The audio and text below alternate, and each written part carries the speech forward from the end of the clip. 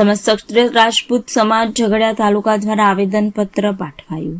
રૂપાલાની ઉમેદવારી રદ કરવાની માંગ। રાજકોટ બેઠકના ભાજપના ઉમેદવાર પરસોત્તમ રૂપાલા દ્વારા ક્ષત્રિય સમાજની લાગણી દુભાવતા ઉમેદવારી રદ કરવા બાબતે પ્રાંત અધિકારીને સમસ્ત ક્ષત્રિય સમાજ ઝઘડિયા તાલુકા દ્વારા આવેદનપત્ર આજરોજ 12 કલાકે પાઠવવામાં આવ્યું હતું। સમસ્ત ક્ષત્રિય રાજપૂત સમાજ ઝઘડિયા તાલુકા દ્વારા પાઠવવામાં આવેલ આવેદનપત્રમાં જણાવાયું છે કે લોકસભાની ચૂંટણીમાં રાજકોટના ભાજપના ઉમેદવાર પરસોત્તમ રૂપાલા દ્વારા રાજા રજવાડા વિશે કોમી ધાર્મિક લાગણી દુભાય અને સુલે શાંતિનો ભંગ થાય તે પ્રકારના પ્રવચનો વિડીયો સોશિયલ મીડિયામાં ફરી રહ્યા છે। ઉપરોક્ત વિડીયોમાં બે કોમ વચ્ચે વનમનસ્ય ફેલાય તેવી ભાષાનો ઉપયોગ કરી તથા ઐતિહાસિક તથ્યોનું હકીકતથી વિપરીત ચિત્રણ કરી રાજ્યમાં શાંતિ ડહોળવાનો પ્રયાસ કરવામાં આવેલ છે। તેમજ ક્ષત્રિય સમાજ વિશે અપમાનજનક ટિપ્પણી કરેલ છે, જેના લીધે સમગ્ર ક્ષત્રિય સમાજના રૂપાલા પ્રત્યે રોષની લાગણી ફેલાઈ ગઈ છે। ત્યારે આવા ઉમેદવારની ઉમેદવારી રદ કરાવવા માટે સમાજ દ્વારા માંગણીમાં આવી છે। જય ભવાની જય રાજપૂતાના।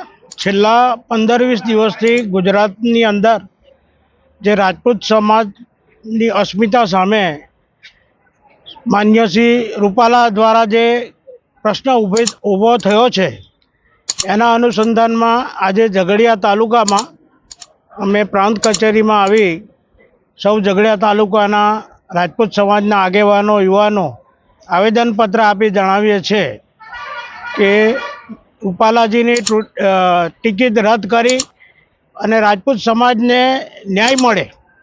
અમને કોઈ પાર્ટી સામે વાંધો નથી અથવા બીજા કોઈ ઉમેદવાર સામે પણ વાંધો નથી। ફક્ત અમારી જે મા બહેન દીકરીઓ અને સમાજ માટે જે ખરાબ વર્તન થયું છે, જે વાણીવિલાસ થયો છે, એ તાત્કાલિક એના ભાગરૂપે એના રિએક્શન રૂપે આખા ગુજરાતની અંદર અને ધીરે ધીરે આખા દેશમાં આપણે બધાને ખબર છે કે 62 કરોડ રાજપૂતોની વસ્તી છે, તો ધીરે ધીરે એ સૌનો આત્મા જાગ્યો છે।